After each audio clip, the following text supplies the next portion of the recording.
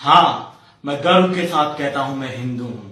मुझे कोई इसमें संशय नहीं है कहने में। और मैंने दिन रात जय श्री राम के नारे भी लगाए थे, पर वो दिन थे जब मैं नफरत की वजह से नारे लगाता था।